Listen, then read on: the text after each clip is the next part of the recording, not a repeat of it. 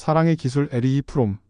심리학자인 에리히 프롬은 사랑이란 어찌할 수 없는 감정의 문제인지 아니면 조절하고 배울 수 있는 기술의 문제인지 분석한다. 그리고 이 책은 사랑도 다른 기술들과 마찬가지로 배울 수 있는 기술이라고 말한다. 모든 사람이 사랑의 고갈을 느끼고 있다. 우리가 맺고 있는 모든 관계 속에서 사랑은 자취를 감추고 이익의 계산이 대신 그 자리를 차지하고 있다. 프롬은 현대 사회가 시장의 교환 원칙에 지배를 받고 있고 따라서 인간의 가치도 결국은 교환 가치에 지나지 않게 되었음을 지적한다. 그리고 저자는 개인의 무의식층까지 파고 들어가 우리가 사랑의 능력을 상실한 원인을 밝혀낸다. 그는 인간이 참된 자아를 상실한 것이 사랑을 상실한 원인이라고 진단한다. 그가 이렇게 확신하는 이유가 무엇인지 책의 핵심 내용을 정리해본다. 1장 사랑은 기술인가? 대부분의 현대인들은 사랑을 즐거운 감정이라고 믿고 있다.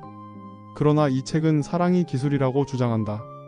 사랑이 기술이라면 사랑에는 지식과 노력이 요구된다. 그러나 사랑에 대해서 배워야 할 것이 있다고 생각하는 사람은 거의 없다. 사랑이 배울 필요가 없는 감정의 문제라고 생각하게 만드는 세 가지 원인이 있다. 첫째, 사람들이 생각하는 사랑의 문제는 사랑할 줄 아는 문제가 아니라 사랑받는 문제라고 생각하기 때문이다. 둘째, 사랑을 배워야 할 능력의 문제가 아니라 대상의 문제라고 생각하기 때문이다. 셋째, 사랑에 빠지게 되는 최초의 경험과 사랑을 유지하고 지속하는 상태를 혼동하기 때문이다. 사랑의 실패를 극복하는 적절한 방법은 삶이 기술인 것처럼 사랑도 기술이라는 것을 깨닫는 것이다. 우리가 음악이나 그림 또는 건축 기술 등을 배우듯이 어떻게 사랑해야 하는지도 배워야 하는 것이다. 기술을 습득하려면 반드시 두 가지 단계를 거쳐야 한다. 첫째는 이론의 습득이고 둘째는 실천의 습득이다. 그리고 어떤 기술을 숙달하는 데에는 기술 숙달이 궁극적인 관심사가 되어야 한다. 그러나 우리 문화권의 사람들의 경우 명백히 실패하고 있으면서도 사랑의 기술을 배우려 하지 않는다. 2장 사랑의 이론. 사랑에 대한 모든 이론은 인간 실존론으로부터 시작되어야 한다. 인간의 실존에 있어서 본질적인 것은 인간이 본능적 적응의 세계인 동물계로부터 벗어나고 초월한 존재이지만 인간은 결국 자연의 일부라는 점이다. 원래 원시 인류는 자연과 하나였다. 성경에서도 나오듯이 아담과 하와가 선악과를 먹고 이성을 얻은 이후로 에덴 동산에서 쫓겨난다. 인간의 이성은 인간을 자연으로부터 분리시켰다. 그리고 이런 자연에서의 분리 경험은 불안을 일으킨다. 분리는 모든 불안의 원천이다. 남성과 여성은 그들이 서로 분리되어 있다는 것을 인정하면서도 서로 사랑하는 것을 배우지 못했기 때문에 남남으로 남아있다. 인간의 가장 절실한 욕구는 이러한 분리 상태를 극복해서 고독이라는 감옥을 떠나려는 욕구이다.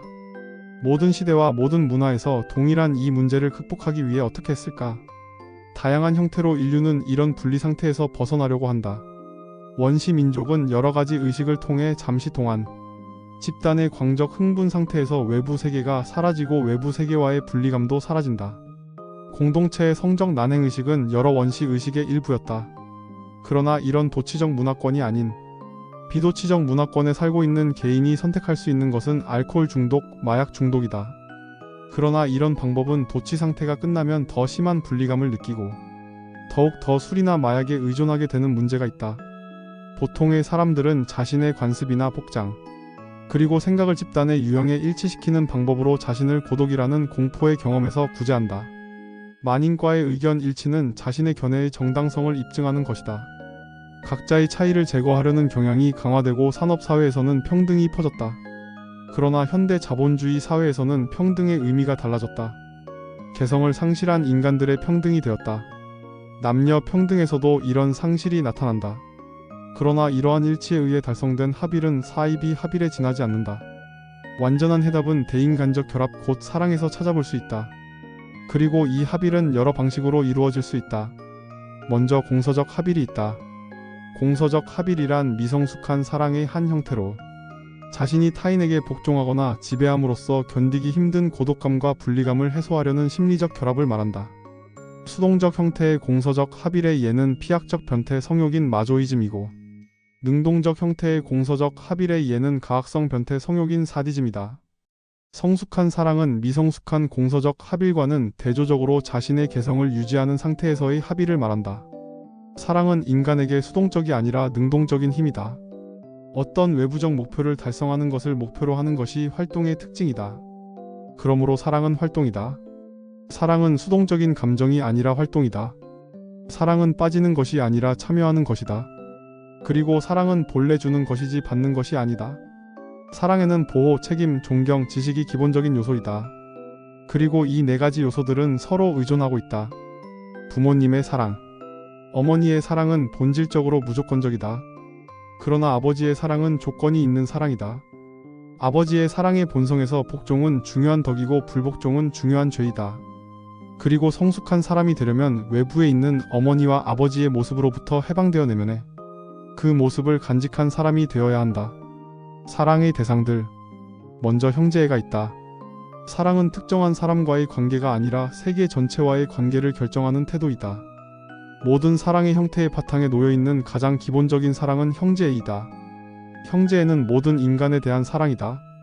다음으로 모성애는 부모의 자식에 대한 사랑을 말한다. 모성애의 본질은 어린 아이의 성장을 돌봐주는 것이며 아이가 분리되기를 바라고 있다. 성애는 형제애와 모성애와는 대조적이다. 성애는 다른 한 사람과 결합하고자 하는 갈망이다. 성애에는 독점욕이 있다.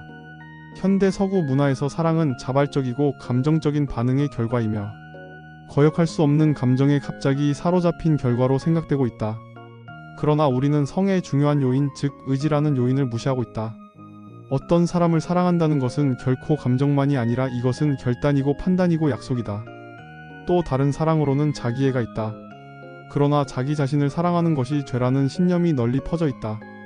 그러나 이는 모순이다. 오래된 성경에는 이런 구절이 나온다. 내 이웃을 내 몸처럼 사랑하라. 성경의 말처럼 나 자신의 자아에 대한 사랑은 다른 존재에 대한 사랑과 불가분의 관계가 있다. 어떤 사람을 사랑한다는 것은 사랑할 줄 아는 힘의 실현이고 집중화이다. 이 사랑에는 인간 자체에 대한 사랑이 내포되어 있다. 그리고 나 자신도 다른 사람과 마찬가지로 나의 사랑의 대상이 되지 않으면 안 된다. 신에 대한 사랑. 인간이 분리의 체험에서 생기는 분리 상태의 불안을 하빌의 경험에 의해 극복하려는 욕구가 우리의 사랑에 대한 욕구의 기반이다. 그리고 신에 대한 사랑도 분리 상태를 극복하려는 욕구에서 나왔다는 점이 동일하다. 3장 현대 서양 사회에서 사랑의 붕괴. 자본주의가 발달한 결과 우리는 자본이 점점 더 중앙 집권화하고 집중화하는 과정을 목격하고 있다. 대기업은 계속해서 규모가 커지고 작은 기업은 밀려난다. 현대인은 자기 자신, 동료 그리고 자연으로부터 소외된다.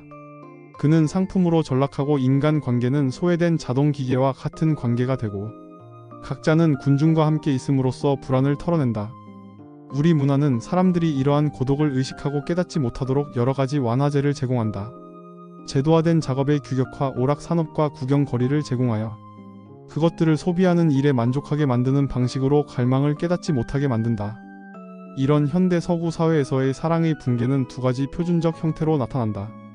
하나는 상호 성적 만족인 사랑과 다른 하나는 팀워크로서 고독으로부터의 피난처인 사랑이다. 이런 것들은 늘어나고 있는 비전문가들에 의해서도 신경증으로 여겨지고 있다. 이런 신경증적 사랑의 기본적 조건은 애인 가운데 한 사람 또는 두 사람이 모두 어버이 상의 애착을 느끼고 있고 어른이면서도 일찍이 아버지 또는 어머니에 대해 품고 있던 감정, 기대, 공포를 애인에게 전이한다는 점이다. 정서적 발달 단계가 어머니에 대한 유아적 애착을 벗어나지 못한 남자들은 아직도 어린 아이 같은 감정을 가지고 있다. 그들의 목적은 사랑하는 것이 아니라 사랑을 받는 것이다. 신경증적 증상의 다른 형태는 아버지에게 애착을 느끼는 경우에서도 발견된다. 어른이 된 후에도 이들은 아버지와 마찬가지 방식으로 애착을 느끼는 사람에게서 아버지의 상을 찾으려 한다. 흔하지는 않지만 사이비 사랑의 형태로 우상 숭배적 사랑도 나타난다. 자기 자신의 힘으로부터 소외되고 이 힘을 사랑하는 사람에게 투사하고 숭배한다. 상대를 우상시하고 그 기대에 따라 살아가기를 희망하지만 그렇게 살아갈 수 없으므로 결국 실망에 이르게 되고 또 다른 우상을 찾는 일을 반복하게 된다. 또 다른 사이비 사랑으로는 감상적 사랑이 있다. 사귀는 사람과의 관계에서는 경험하지 못하고 오직 환상 속에서만 경험하는 사랑이다. 이러한 형태의 사랑은 영화와 잡지의 사랑 이야기나 사랑 노래의 소비자들에 의해 경험되는 사랑의 대상적 만족에서 볼 수 있다. 4장 사랑의 실천. 모든 기술의 실용에는 훈련이 요구된다. 그러나 현대인은 가장 훈련된 방식으로 엄격하게 규격화된 일을 하면서 시간을 보내느라 일을 하지 않는 시간에는 편히 쉬기를 원한다. 그리고 현대인에게는 정신 집중도 쉽지 않은 일이다. 현대인에게 부족한 또 하나는 바로 인내이다. 그리고 마지막 항목은 관심이다. 사랑의 기술의 명장이 되기 위해서는 삶의 모든 국면을 통해 훈련, 정신 집중, 인내를 실행하는 것부터 시작해야 한다. 정신 집중을 연습하는 방법으로 편한 자세로 눈을 감고 눈 앞에 있는 흰 스크린을 보려고 하고 마음에 떠오르는 온갖 잡념을 제거하려고 하며 호흡을 맞춰 나가는 방식이 있다. 적어도 매일 아침 20분 동안 그리고 잠들기 전에 이러한 정신 집중 연습을 해야 한다. 이러한 연습 이외에도 우리가 하는 모든 일, 음악을 듣거나 책을 읽거나 경치 구경을 하는 등의 일에 있어서 그 일에 전념하는 법을 배워야 한다. 바로 이 순간 하고 있는 활동이 유일하게 중요한 일이 되어야 하고 그 일에 몰두해야 한다. 정신 집중을 배우려면 되도록이면 쓸데없는 대화를 피해야 한다. 또한 나쁜 친구를 피하는 것도 중요하다. 또한 사상과 대화가 보잘것없는 자들과 이야기하는 것이 아니라 짓거리는 자들과 생각하지 않고 상투적인 의견을 주장하는 자들 역시 피해야 한다. 다른 사람과의 관계에서 정신을 집중한다는 것은 1차적으로 다른 사람의 이야기를 경청한다는 뜻이다. 정신을 집중한다는 것은 전적으로 현재의 지금 여기에 살고 있다는 것이다. 따라서 지금 무엇인가 하고 있으면서 다음에 해야 할 일을 생각하지 않는다는 뜻이다. 정신 집중을 배우려면 자신의 상태에 민감해야 한다. 피곤한 느낌 또는 우울한 느낌이 들면 자신의 내면의 소리에 집중해서 원인을 알 수 있다. 그리고 자기 자신에 대해 민감하기 위해서는 완전하고 건강한 인간의 기능상을 갖고 있어야 한다. 사랑을 성취하는 데 중요한 조건은 자아도취를 극복하는 것이다. 자아도취를 극복하는 것은 객관성을 갖는다는 것이다. 미친 사람에게 유일한 현실은 자신의 내면에 존재하는 현실, 즉 자신의 망상뿐이다. 그리고 우리도 꿈을 통해 이것을 경험할 수 있다. 우리는 모두 세계에 대한 비객관적인 견해, 즉 자아도취적 방향에 의해 왜곡된 견해를 갖고 있다. 사람들은 자아도취적 현실 왜곡이 정도에 따라 다를 뿐이다. 이런 객관성의 결여는 집단의 역사에서 두드러진다. 자신들의 침략은 미화하고 침략받은 역사는 악마화한다. 이렇게 사랑은 자아도취의 상대적 결여에 의존하고 있으므로 사랑은 겸손, 객관성, 이성의 발달을 요구한다. 사랑의 기술을 배우려면 모든 상황에 객관적이기 위해 노력해야 하고 자신이 객관성을 잃고 있는 상황에 대해 민감해야 한다. 사랑의 기술의 실용에는 신앙의 실천이 요구된다. 신앙은 크게 비합리적 신앙과 합리적 신앙으로 나눌 수 있는데 우선 저자는 비합리적 신앙을 불합리한 권위에 대한 복종을 바탕으로 하는 믿음이라고 이해한다. 합리적 신앙은 근본적으로 어떤 것에 대한 믿음이 아니라 우리의 확신이 갖고 있는 확실성과 견고성이다. 다른 사람에 대한 신앙을 갖는다는 것은 그의 기본적 태도의 불변성, 그의 퍼스널리티 핵심의 불변성, 그가 가진 사랑의 불변성을 의미한다. 자기 자신에 대한 신앙은 약속할 줄 아는 능력의 조건이다. 신앙을 가지려면 용기가 필요하다. 사랑한다는 것은 아무런 보증 없이 자기 자신을 맡기고 우리의 사랑이 사랑을 받는 사람에게서 사랑을 불러일으키리라는 희망에 완전히 몸을 맡기는 것을 뜻한다. 그러므로 사랑은 신앙의 작용이며 따라서 신앙을 거의 갖지 못한 자는 거의 사랑하지 못한다. 사랑은 활동이다. 활동이란 내면의 활동으로 자신의 힘의 생산적 이용을 나타내는 것이다. 우리가 누군가를 사랑하고 있다면 우리는 사랑받는 사람에 대해 끊임없이 적극적 관심을 갖는 상태에 놓여 있다. 사랑의 실천은 공정성과 사랑의 차이를 인식하는 일로부터 시작되어야 한다. 사랑을 인간의 실존 문제에 대한 유일한 합리적 대답으로 보고 사랑에 진지한 관심을 갖고 있는 사람들은 사랑을 사회적 현상으로 만들기 위해서는 우리 사회 구조에 중요하고 급진적인 변화가 필요하다는 결론에 도달한다. 인간이 사랑을 할 줄 알게 되려면 인간을 최고의 위치에 놓아야 한다. 인간이 경제적 기구에 이바지하지 않고 경제적 기구가 인간에게 이바지해야 한다.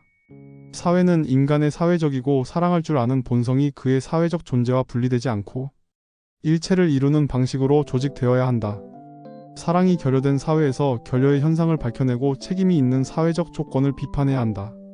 그리고 사회적 현상으로서의 사랑의 가능성에 대한 신앙을 가져야 한다. 이렇게 사랑은 결코 수동적인 감정의 문제가 아니라 능동적인 기술의 문제임을 증명한다.